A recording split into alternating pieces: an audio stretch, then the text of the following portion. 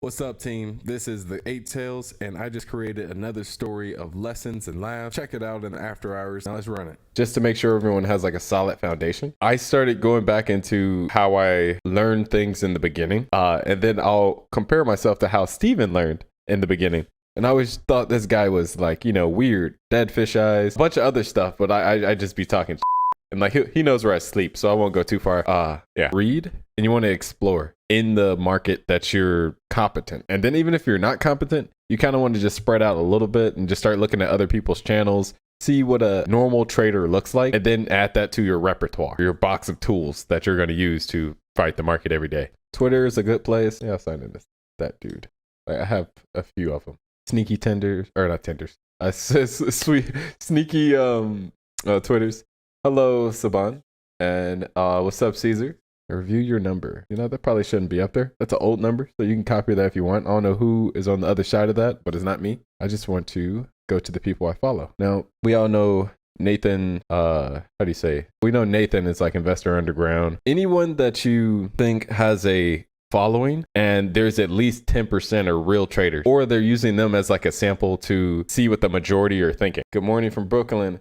Oh yeah, good morning from where am I? California. Oh, Humble Trader. I like Humble Trader. I think she's my age. Maybe I should oh wait, okay, that's a different story. Oh, Mad Dez. I hear a lot from Steven. The idea is you want to always just be sharp. You don't know who's real. The people that are consistent, they have some type of influence, and that's all you really want to know. Well, when it comes to like the trash penny stocks, you have to apply the scientific method, framing. There's parts in the market where you have to be rigid, and then there's parts where you want to be creative. When you want to be rigid, you want to be rigid with your rules. You want to be disciplined with your rules. You want to be rigid with your trading statistic that says this is my standard.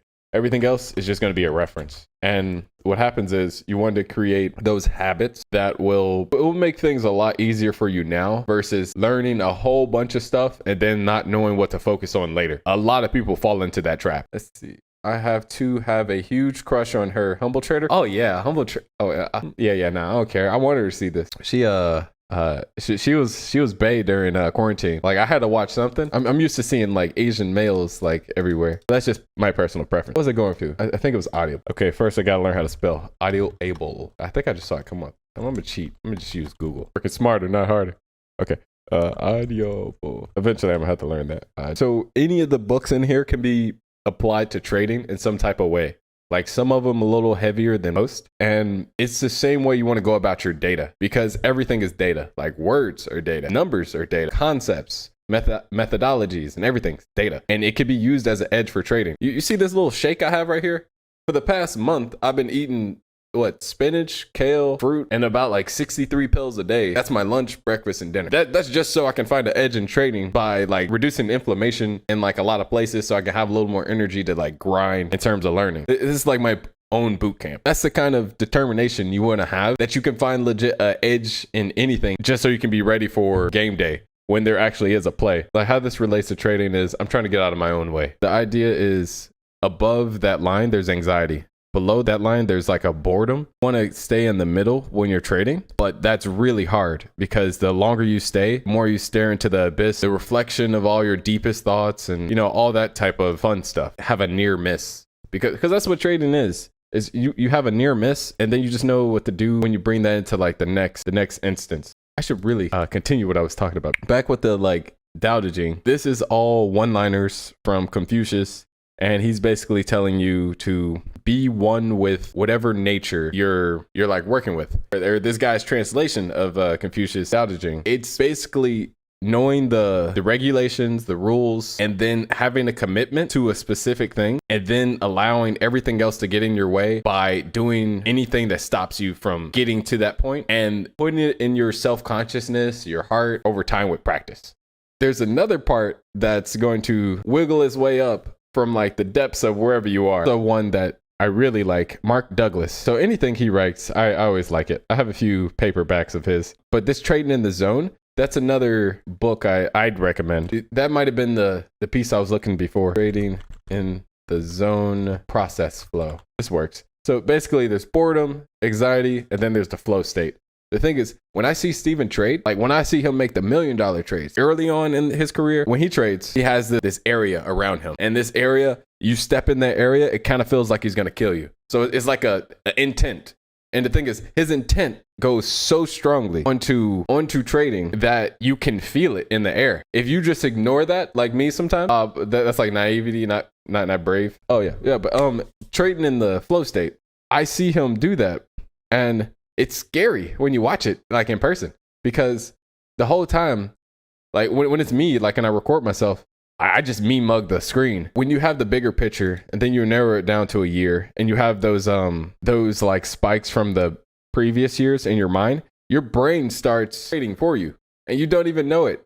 Steven has done it so many times. He's tracked like some type of ticker's nature, and he'll go back in like the days. I'm looking at him like go through everything, and I'm like, man, what is he doing? And I'm thinking he's just playing around, because he's just going, yeah, I see. Yeah, okay, it goes down here, goes to there. 1, 2, 3, 4, 5. Okay, yeah, that's pretty fast. 1, 2, 3, 4, 5. No, and like, you know, he's making these noises, and then like he got a lot of hair, and so like the whole time I'm just looking at my buddy. I'm not looking at a trader. I'm looking at my buddy, and I'm just like, hey, how's it going? Do you want some food? You want an apple? And then all you see is him, like his shoulders like really, really tight, and he's just like, hey, I'm trading. It wasn't until I got into trading that I understood what he was looking at. Yeah, there's like a certain appreciation, even more respect than I had before. Back to the books. Trade in the zone, it'll help you develop that confidence, that winning attitude, that discipline. And if I had to give it like a percentage, having a strategy would be 20% of like trading. And having the confidence to pull the trigger, 60%. The last 20% would just be the discipline and commitment. Well, let me read you your guys' stuff. I be forgetting about you guys. I too have a huge crush on Humble Trader, LOL. She's hot. Shipping Dontez and Humble Trader, LOL. Okay. I want to get like a little better at being a trader first before I try to hit her up. I might have found out one of my insecurities now. Okay, good job. Just realize how much of a slump and how much of a like buzzkill I've been. And that's just because I haven't been social. I looked at it the other day and I'm like, wait a second. I have the perfect opportunity to be social with the people in the chat room. I'm like, this is going to be great. On that note, like and subscribe if you like the content. And then videos should be coming out next week. Hey everybody, this is 8 Tails, also known as Dontez. I hope you enjoyed that latest episode of the After Hours. If you did, please leave a comment below on what you liked about it. And if you want to see something in particular in the future, also leave a comment below. In the meantime, on your way out, you can check out the other videos on our channel. You can learn your lessons over there. But when you want your laughs, you can always meet us in the After Hours. As always, I appreciate your guys' time, and I'll see you next time. Peace.